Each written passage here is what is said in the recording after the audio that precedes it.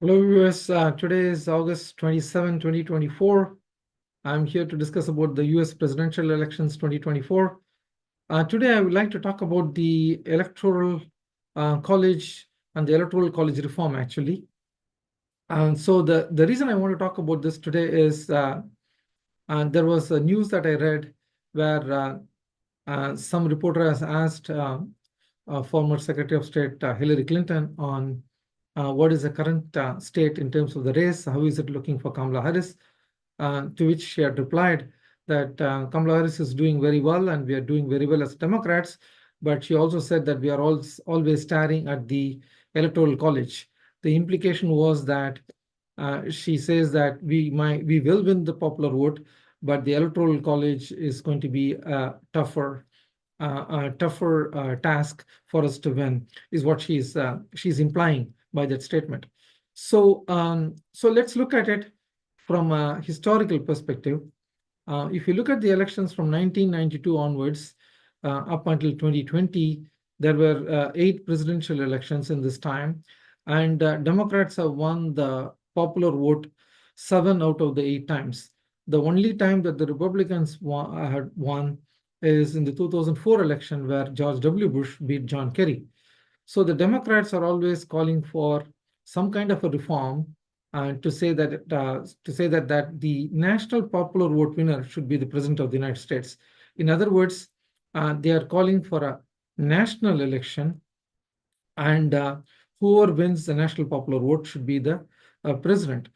Mind you, today the elections are being fought at the state level, and the state will allocate electoral college votes based on a winner-take-all for most of the states, and Maine and Nebraska are the only 2 exceptions. And whoever gets to 270 at the electoral college gets the presidency. So Democrats wanted to have this philosophy of one person, one vote, meaning that there should be a national tally of a vote tally, and that national tally should determine who is the president. So that's what they would prefer.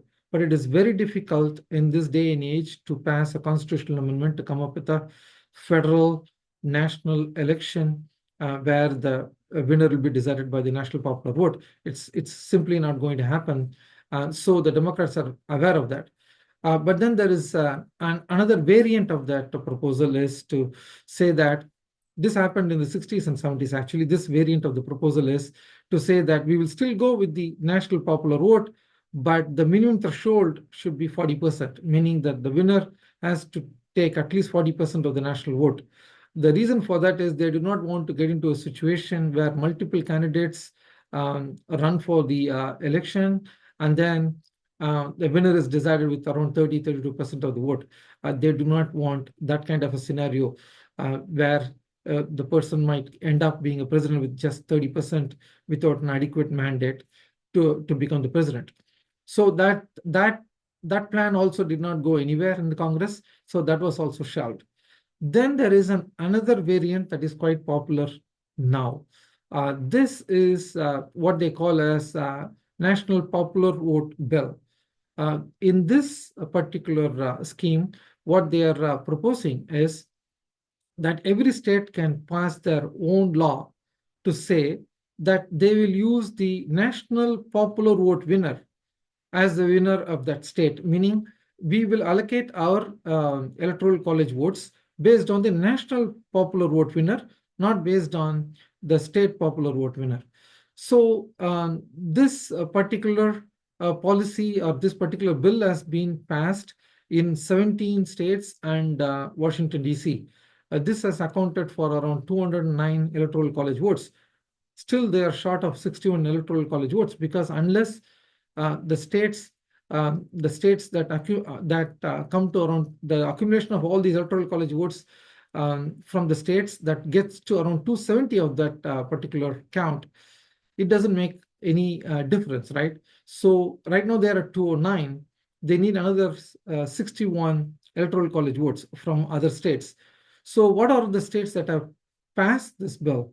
They have passed all these states that have passed are traditional democratic states. Remember, I discussed about 20 states that the Democrats normally win in most of the elections. 18 of the 20 have passed this bill. The two states that has not passed that bill is Virginia and New Hampshire. So even if they get to, even if Virginia and New Hampshire get to pass that bill, Virginia has got 13 electoral college votes and New Hampshire 4. So you add 17 to your 209, it's still 226. They still need around 44 electoral college votes. So let's look at the states that have not passed this bill. The traditional Republican states, the 25 Republican states that the Republicans normally win, and those states have not passed that bill. And then the traditional battleground states. You have Pennsylvania, Michigan, Wisconsin, Georgia, North Carolina, and Nevada and Arizona. Those 7 states have not passed the bill. So even if they are able to get Pennsylvania, Michigan, and Wisconsin to pass the bill, and they get to 270 electoral college votes, like 226 plus this 44 from these 3 states, we'll get to 270, but still it will be risky. The reason why I'm saying it's risky is because the states have change in governorship, change in their majority in the House of Delegates, and in the state Senate as well. So whenever a state changes from one party to another, they can go and undo this bill.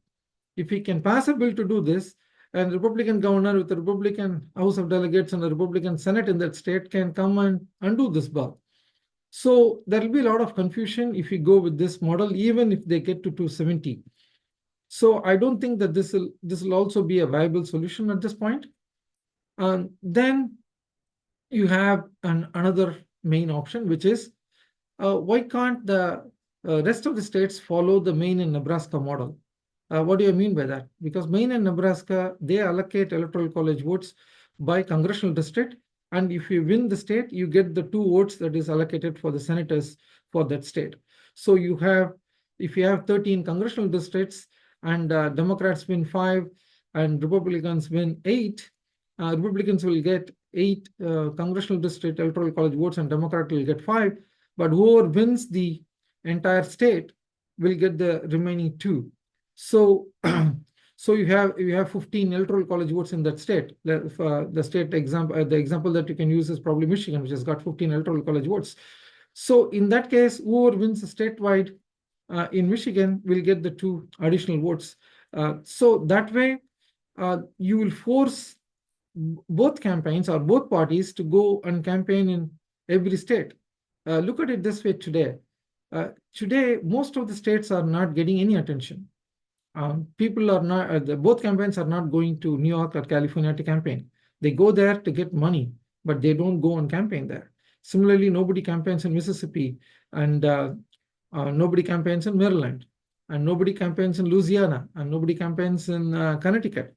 So this way, if you allocate the electoral college votes based on congressional district, then both Democrats and Republicans will be forced to go and campaign in territories that they normally do not campaign. For instance, Democrats would be forced to campaign in certain places in Mississippi where they can pick up 2 or 3 congressional district votes, or even 1 or 2. They may be willing to go to Texas and campaign there where they can pick up 4 or 5 congressional districts.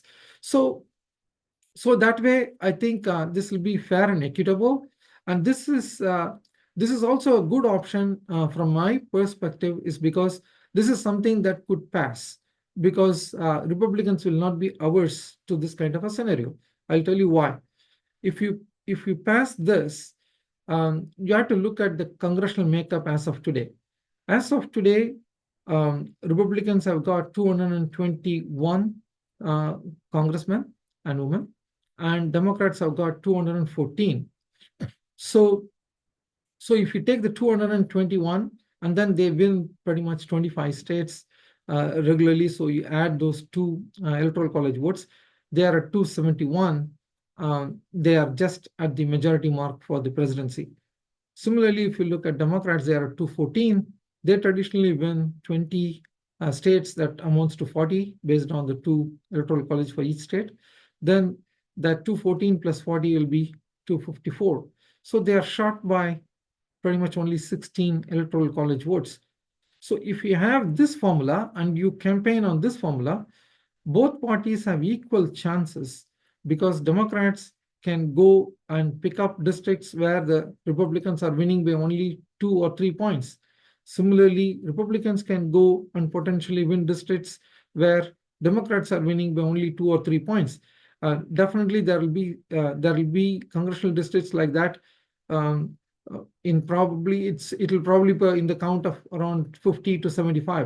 So there will be 50 to 75 very competitive districts that both campaigns will go, and both campaigns will go to states that they traditionally do not go, and they do not go for a reason that it's a winner take all, and they don't have to concentrate that because it's either a hard red state or a hard blue state.